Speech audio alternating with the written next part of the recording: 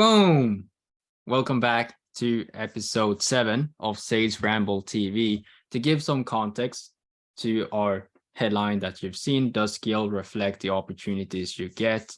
Is Chance and I are both coaches and sales professionals, and in sales, we often speak on that we have to sell ourselves, right? We have to sell ourselves to a recruiter, we have to sell ourselves to a company. Really is sharing that, we can help you, the business owner, reach the vision and mission, meaning, well, do the job successfully. But the question is, let's say I'm just going to paint up a scenario here, Chance, and we can kind of like go from there. But let's say someone has like no sales or work experience, but is really good at getting into the rooms of the right people, presenting and selling themselves that they are the right guy for the job. Comparing that to the other way around, someone that has tons of experience, like 10 years, 20 years under their name, they have never really got their head around selling themselves or presenting themselves the right way. So a skill of, being good at sales, a direct reflection on, the grade or ranking of B, C, A+ gigs that are out there, to put it simple. Yeah, man. I think it's a very, I don't want to say tricky. It's a very, what's what I'm looking for here. There's like multiple layers to that question, right? Because I feel like it's a yes and a no question, right? Because people who, let's go far one side. People who don't have experience but are really good at interviews, they're good salespeople. Because I mean, let's be honest with each other. What's an interview?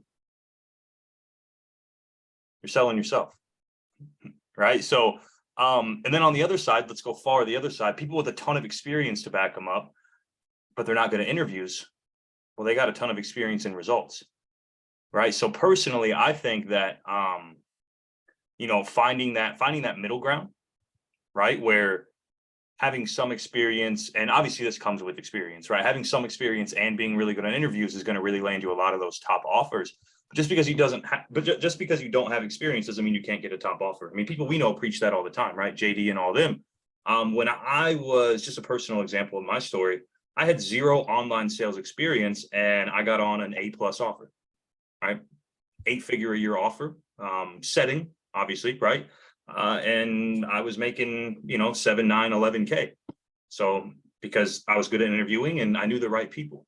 David, you're the referral and networking whiz. So, I mean, I'll let you branch on that topic. So Yeah, I mean, we have very, very similar thoughts, and it's just like a strategy thing. On my side, let's say, we'll start with the guy with a lot of experience, right? I mean, he has the results on paper. He looks like a shiny diamond on paper, right? And what the benefits of that is, well, getting jobs and all that stuff. The high ticket or remote high ticket sales has kind of like adapted the employee mindset, like the 9 to 5, applying to jobs. And I feel like with the almost like proven track record, being able to apply for jobs, like you're definitely going to get an interview with like the amount of work you've done, the 10 years. But I still believe, because I've had personal experiences where I've just got offered a position, but I'm knowing that I'm like 80% like underqualified to do like the set task or like the KPIs or whatever, because it's like high, like that offer that I'm thinking about right now, that was really, really high level. Yeah, it was so much like a learning curve. It was a headache. It was a headache, but I still managed to kind of like work it through.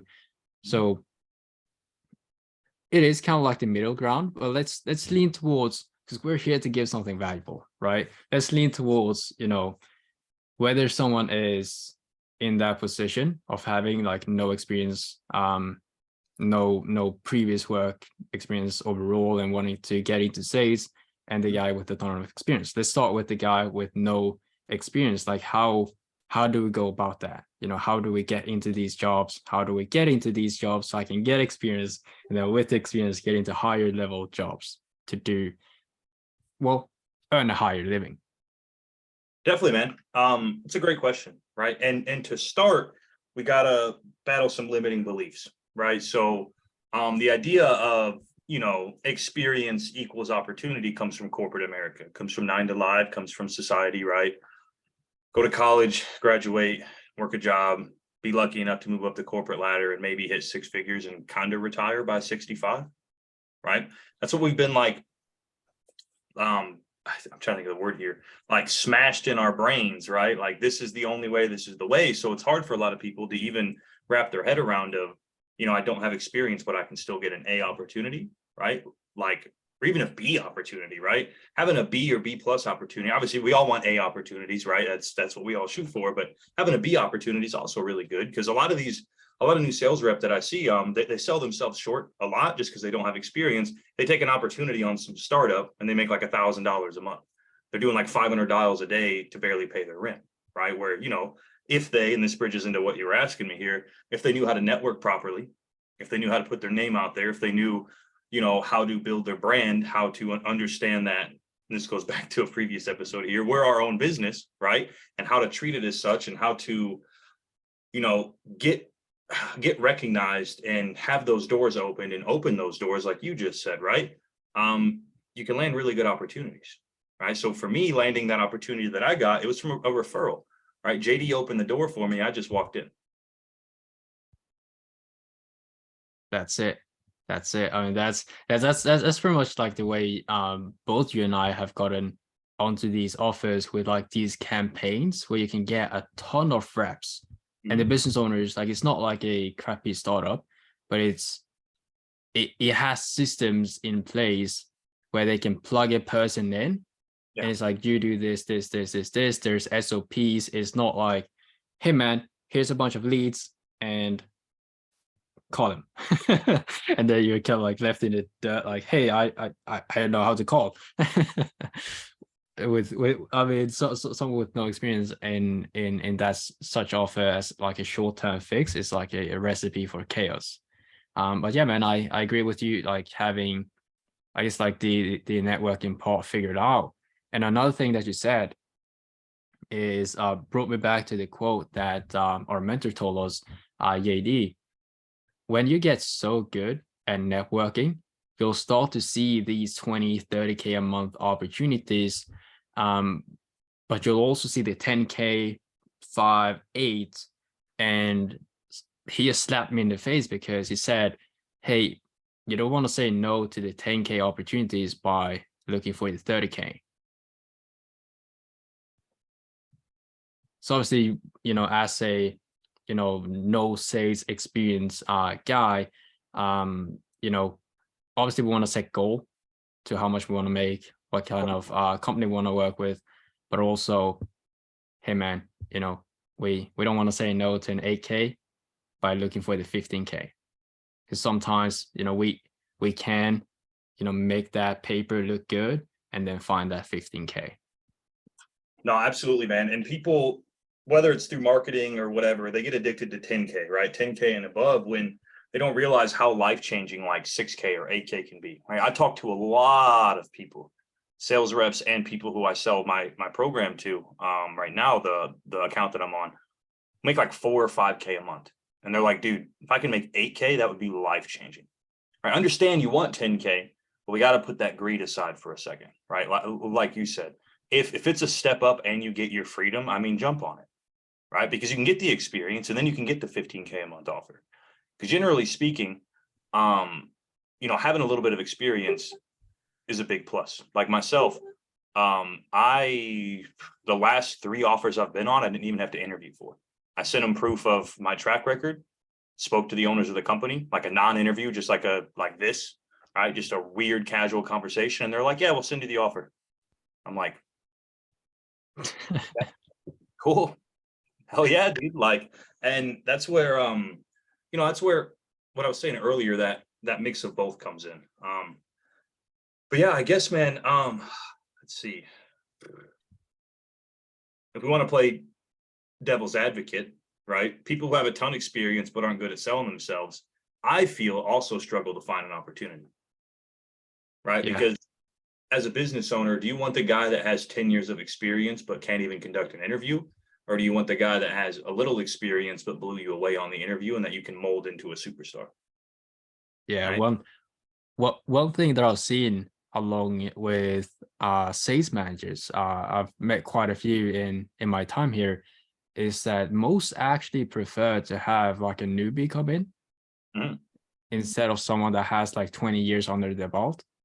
Because as someone who is like leading an offer, and obviously there's like a level of openness, but I feel like the sales managers or like the people handling the sales team are very open to having like a blank sheet where they can mold into who they believe in their philosophy is the best salesperson in this world and can um almost like survive by themselves if said like that.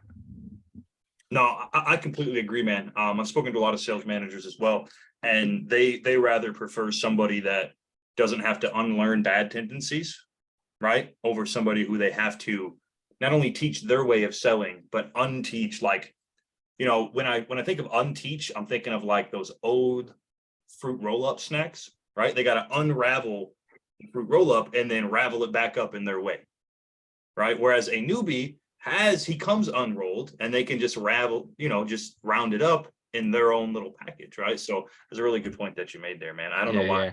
that analogy, It's like but it, someone that been in sales for 3 years and has this habit of saying, "Hey, yo, dude," and it's like high level CEOs starting to saying not using that phrase going to be really really hard. And obviously this is I'm not sure, I don't have any experience in that general job market, but I can here in Sweden we have we overall our culture here in Sweden is very very introverted, and even that networking connection thing applies here because the job posts here are very like people are just getting in that comfortable feeling of asking for things and throwing out stuff that aren't really necessary, but they're just doing it because they can, and everyone else is doing it, yeah. right? There was one I actually applied to a local marketing agency here in Sweden, Mhm. and it was so easy to just negotiate it. It was so easy. I mean, it's the job post had so many requirements. You name it, like everything, time, experience, age, whatever, right? And whenever you come in, like they're so authentic and genuine people, you just chat with them as a normal conversation. And then, having that passionately talk of, hey, I want to learn marketing, hey, I want to learn this. But yeah, my strong points is helping, companies drive revenue. Like that conversation was so open. Like I could come in and be like an internship in the marketing space, but sell for them too, which is like a win-win, right? Oh yeah. Because I'm really interested in the marketing space, which is, which is dope. No, absolutely, man. Sales is a skill that's super high value and it's never going to go away, right? People would much rather talk to a person than buy from like a robot. Right now, there are webinar sales, and that's been successful. But I feel like webinar sales is a thing of the past, right? Like people aren't really willing to spend $10,000 after watching a 30-minute video, right? I mean, I could be wrong. I mean, please correct me in the comments if I'm way out of left field here, but I feel like in our world, at least in like the high ticket space, that's like yeah, that's just not a thing anymore, right? So yeah, man, it's a really interesting topic, right? Because again, I personally feel like it's a yes and a no, right? Does skill reflect the opportunities you get? Because skill can be taken 100 different ways, right? Like skill is in Yeah, interviewing, yes. Skill is in selling, yes. Skill is in cooking, probably not, right? Like, like, yeah. um, but yeah, I guess, man, where does this idea of skill reflect opportunities come from? It's a really good bullet point, man. Yeah, Um, it comes from because I've been thinking a lot about this, and I mean, because we've been so in depth, at least in the sales world, online sales world that we are in, so in depth into networking, into getting gigs. There's having this side of companies that are promoting, hey, you need to start off as, setting appointments, and then you become a closer. And it's like this stage of you need to do step 1, step 2, step 3, or like that, like climber step. And obviously like that's how I got into sales, which, that's how I grew confident. And if someone is, more introverted and need to set appointments, or, do DM text messages before they hop on the phone, build up some of that confidence, there's nothing wrong with that. But there's also people that just come in and crush it directly in like closing the sale, like being on these calls, being on Zoom calls without ever stepping foot in the setting game. Mhm. So why is that like a step-by-step thing that so many people promote? Yeah, man, I feel like that goes back to partly society, right? Corporate America moving up the ladder, right? You got to start at the bottom and work your way up. I honestly feel like that's a really, really big piece of it. People don't, it's hard for the common person to wrap their head around of, I can, start at an executive position. Cause let's rip away the closer title. Like the official title for what we do is called a account executive, right? And then a setter is a SDR, sales development representative, right? So people are kind of blown away that you can start as an executive. Now, personally, do I think you should? No. I know it's a controversy opinion here. A lot of people, they want to skip setting. I think you learn a lot of fundamental skills for closing as a setter, right? Even if it's only for a couple months. I set for 3 months, never going back. Fuck that, right? Nope, not happening. But no, there's nothing against setting. It's just not for me, right? But yeah, I learned a ton of vital skills, right? Because as a closer, there's multiple sections of the call, but I feel like as being a setter, you get really good at the first part, which is discovery, right? Because that's basically what a setting call is. It's a watered down discovery, and I feel like that skill set, and I keep saying I feel like because it's my personal opinion, right? I feel like that skill set translates really well once you become a closer. Now, you can be a closer right off the rip, absolutely, but your learning curve is going to be a little bit steeper, right? You're going to have to learn how to have a good discovery, and then also how to future pace and how to do everything else that a closer does, right? But yeah, man, I attribute a lot of my success as a closer to being a setter because, again, my opinion here, I feel like there's 3 big pieces to a closing call, and if you do 2 of 3 right, you can close a lot of people. If you do all 3 right, you're going to close almost everybody. Discovery, consequence, and pitch, right? Oh no, sorry, discovery, pitch, objection handling, right? And if you have a really good discovery and an okay pitch, but you're good at handling objections, you're going to close a lot of people. If you have a really good discovery and a really good pitch, you're not going to get a lot of objections, right? Now, if you aren't good at discovery and you're not good at objection handling, but you're really good at pitching, you're not going to close anybody. All right. Those are just my opinions. I would love to hear your thoughts on that whole ladder there, Yeah, man. yeah. Oh, I wish we would have a closer on here right now that just got it closer, because you and I come from like the same background. I feel like I feel like a personal opinion, right? It is, man. That's all we can offer. That's all we can offer. Got myself in the act. But yeah, dude, I myself start off as a setter, and that's kind of like where I could stay within a business and like do the maximum amount of failures and reps without having a lot of costs or risk in the business, Mhm. where I, could do these 100 dials a day and have these leads coming in, and I just tap everyone. Even if Yeah. 20% were booked, it was still like 20 calls, Mhm. which was a very good metric. And yeah, dude, I feel like skill set wise didn't change as much when I moved from setting to closing, because it was I pretty much were trained like that. It's been very transferable for sure, but it hasn't improved so much. I'd say where I improved the most out of all the different like skill sets and attributes is my character. Is like the resilience, is like not taking no for an answer, just being persistent and consistent. Like you just show up, Monday you do 100 calls, you may get like 10 fuck offs and no sets, Tuesday you do the same, Wednesday you do the same, Thursday everything blows up and you're like booking 13 people straight. It's like that persistence. Like if I would have stopped on Wednesday, the Thursday never would have happened. It like refines like the mindset. No, That's just a transformation for me, at least. No, I completely agree. One of the biggest things that helped me as a setter, and I learned it through my training with Ravi Abuvala. Go check his stuff out, by the way. Shameless plug. He's a goat in this industry, man.